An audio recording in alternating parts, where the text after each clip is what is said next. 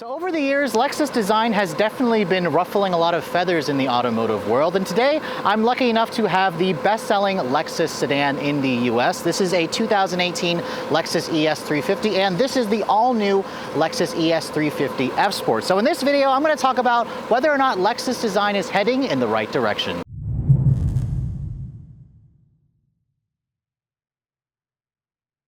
So as you can see, the 2018 Lexus ES350 has been on the market since 2013, and Lexus made a lot of changes to it, specifically in like 2016 when they added this giant spindle grille onto the front fascia, whereas the original one had a slightly less bulbous version.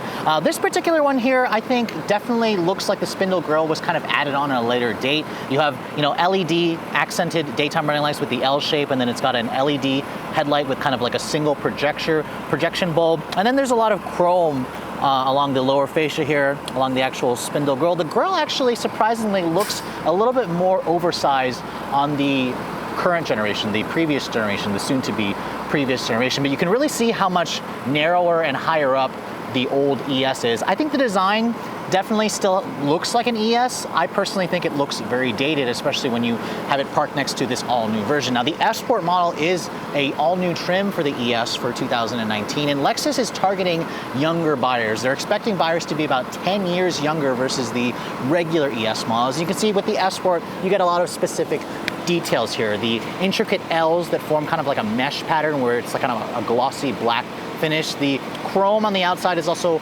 blacked out. I noticed that the actual spindle top of the hourglass goes a little bit lower on the new version versus the old one. And then of course you also have the signature L shape for the daytime running light, the premium triple beam LED headlights. I like the dark chrome here. There's just a lot more, more aggressive scoops and aero kits than a more aggressive front fascia. You can easily also tell when you have the two side by side that this one is lower and wider. Lexus made this about 2 inches lower and 2 inches narrower versus this one, and it really gives the ES a much more of a sports sedan, aggressive, youthful design. So I think that in the front fascia, they're heading in the right direction with the latest design language.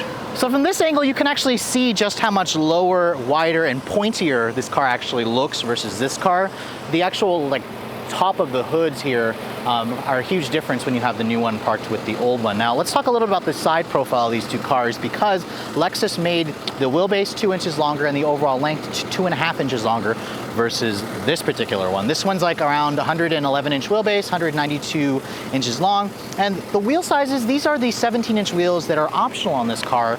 They're wrapped in 215 tires, multi-spoke. This is probably the most dated element about this current generation ES. Now Lexus does offer a 18-inch wheel option, but again, there was no F-Sport model on this particular generation. You can also see with the actual body lines here on the side, there's not really anything interesting in terms of creases, in terms of different areas where the fender line meets the door line to the actual side mirrors. The windows also are a little bit larger. This car just kind of looks like a Camry on which it was based, or an Avalon if you want to look at it that way. It's just more of a traditional box shape for a sedan. Now, in contrast with the new ES350 F-Sport model, this is now running on that TNG, or Global Architectural K platform, which is similar to TNGA. It's lower, it's wider. You can immediately tell that they've added a lot more in terms of character lines here. The roof is squat down. You can get a panoramic sunroof on this particular car as an option, except the hybrid. And then the wheel sizes. This is the most different aspect of this car, and it looks great. These are the 19-inch wheels wrapped in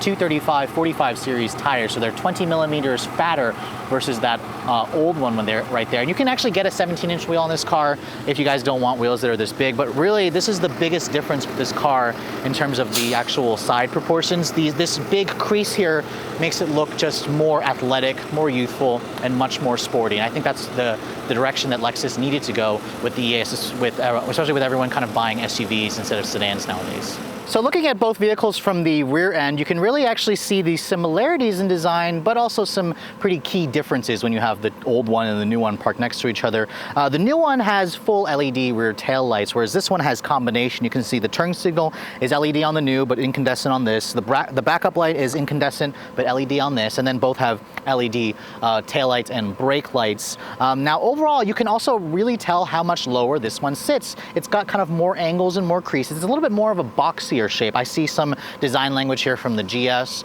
from an Infiniti Q50, and then maybe even some Mazda. It's a really handsome looking design. But one thing I'm noticing about this new ES, it doesn't have the dynamic turn signals that I showed you guys on the new Avalon. Lexus says it's because this car was primarily designed for the Chinese market, built in Japan initially, and they just didn't consider that, whereas the American design team had that dynamic turn signals on Avalon. The back end of this particular one, again, kind of resembles a lot like a Camry. It just looks a little bit more traditional. It sits up a lot higher, and it's a little bit more conservative. Well, this goes the more aggressive, and I also really like the spoiler. Keep in mind, this is the F-Sport model, so it's going to give you a more aggressive overall look. Now, underneath here, surprisingly, the exhausts are pretty similar in their actual shape. This one actually has tips that are connected to the muffler, whereas this one, it's a garnished piece in the actual rear bumper assembly. Some of you may prefer this. I actually think this looks good with the rear diffuser style setup here. You can see both cars have pretty well integrated parking sensors, and then I like the F-Sport badge in the back here. Now, when you look at the trunk capacity, Lexus also improved the trunk on this one.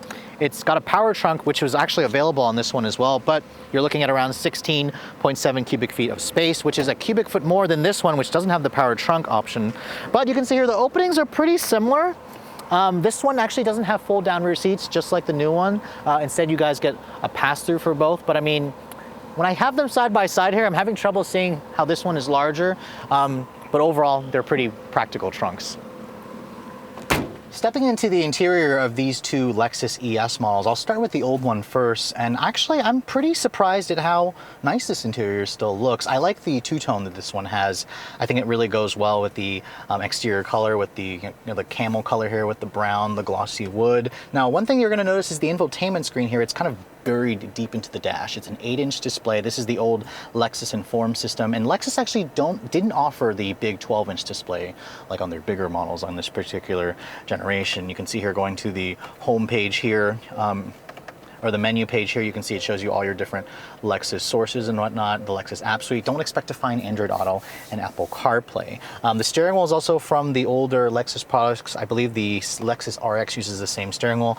It still feels pretty nice. Leather feels really good. It's got the old cruise control stock that kind of reminds you that this is a a fancy or a Toyota product in that regard. The gauges also are pretty traditional. The center display is pretty small. And then, of course, you can change the drive mode, which kind of gives it a red tint to it. Now, one thing about this car that's the main, difference between the new one is the remote touch interface here. It's kind of got that old mouse-style controller dial here, where you kind of move this around, versus the trackpad that's on the newer Lexus products. I actually think I may prefer this, just because I like the resistance it gives you, and it's kind of like, I feel like it almost is a little more precise, but I'll talk about that again once I go back into the new generation model. Unlike the new one where it had the dials here for the drive mode selector, Lexus puts it over down here in a more traditional sense. You have heated and cooled seats still on this car. I actually really like the way Lexus did it with the wheel that kind of changes here from hot to cold. And then when you put the vehicle into reverse, you can see the backup camera. It has the rear sensors. It's pretty traditional. The graphics look a little bit grainy, but overall I think the interior kind of still feels relatively roomy in here, and that's what made the current generation ES such a sales success. So getting into the all-new ES350 F-Sport, you can see it is such a huge difference versus the previous generation. This is where you're going to see most of the changes. Lexus has done a lot of work to modernize this interior, starting with the infotainment screen that sits high up on the dash that has kind of like that tablet look. That big 12.3-inch display is a huge upgrade versus the 8-inch display on the previous generation. With this 12-inch display, you also get the lovely Lexus trackpad from the remote touch interface. Lexus has told me that they've done some work to kind of make this a little bit easier to use. It has haptic feedback, and you know what? It has a learning curve. It's seriously still distracting while you're driving, just because you have to look at the screen and then look down, and it just requires a lot of attention to take your eyes off the road. But the rest of the interior, you can see here, they move the controls here for the drive mode selector up here at the top. Your traction control off button is here. You have a lot of nice materials in here. This interior, to me, does feel like it's higher quality than the old one. It also doesn't feel quite as roomy because this is a little bit bigger here, but it doesn't feel cramped by any means. It just feels a little bit more stylized, a little bit more youthful, which is what I really appreciate, especially when you look at the circuit red leather seats. Now, the gauge cluster, because this is the F-Sport model, it's got that TFT display that kind of slides with the tack that you've seen on other Lexus models with the F-Sport badge. I think it looks cool, although I think that Lexus needs to make it a little bit bigger. This is the new steering wheel from the LS 500, which is really nice. You have new cruise control switches here instead of that old Toyota style switch right there. And I really like the overall feel of this car. I think it feels a lot more expensive. Now, one thing I am noticing, the old one had a manual, foot activated handbrake. This has an electronic parking brake buried into the dash here where it's automatic. And overall, I think a lot of buyers are gonna get in this, and the interior of this car definitely feels more modern, more upscale, and it's a step in the right direction for me with this new generation. And then of course, Apple CarPlay is included in this one. That's really a huge deal where that one didn't have it. So the ES has always had a big back seat. So let's get into the back seat of the current generation. And you can see here, it's pretty spacious actually. The one thing I'm noticing immediately is the floor is almost completely flat back here, which is nice because this is a front wheel drive car, whereas its competitors are rear drive. They have the drive axle here, so you could put 3 people across. You also have rear seat vents. There's a 120 volt power port right here, but no USB ports. Don't expect to find that. The windows back here, they're pretty big. You can see out of them well. No sunshades on this particular one, which I think it was available on a few cars when you got the ultra luxury package. Folding on this armrest, you got a cup holder here, but no heated rear seats. So I was kind of surprised to not find that here. But overall, I think the back seat is pretty comfortable and spacious, although the sunroof does cut into your headroom a bit. So the back seat of the new ES, Lexus says they increased the legroom on this new generation. Now getting back here, the first thing I'm noticing immediately is there's a hump in the floor here. Why?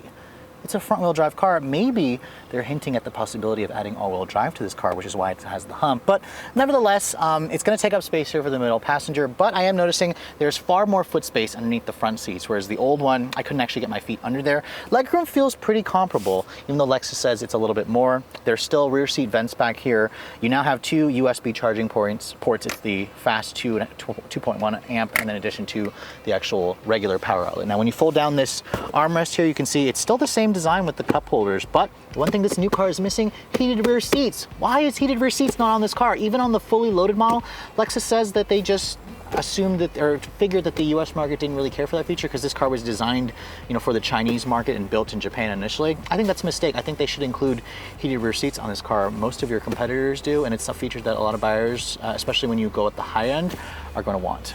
So as you can see, after seeing the old ES parked alongside the new ES, there's a lot of differences in the design that really you couldn't see initially when you just look at the new one. Parking the 2 vehicles side to side really shows how much Lexus went with a much sportier, more aggressive, more youthful, more lower, more wider, more everything appearance for this all new version, especially the F-Sport. The F-Sport is such a nice addition to this car. It really adds a huge youthful appeal. So my original question is, what do you guys think about Lexus's design language? Are they heading in the right direction? Personally, I think obviously they are. However, some of you may be inclined to disagree with me, so feel free to leave that in the comment below. You'll also notice that I didn't talk about any driving impressions on this new one here. That's because it is embargoed until June 7th at 7 a.m. Eastern Standard Time, so be sure to check back to the Redline Reviews YouTube channel, and I'll have a full review of this particular white one that you're seeing in the video. It's a really stunning looking car in person. But I hope you guys have enjoyed my quick little video showcasing the design differences between the old ES and the new ES. Be sure to like this video if you guys liked it. Be sure to subscribe, hit that notification bell. And of course, you can follow us on our social media accounts, Instagram, Redline_reviews,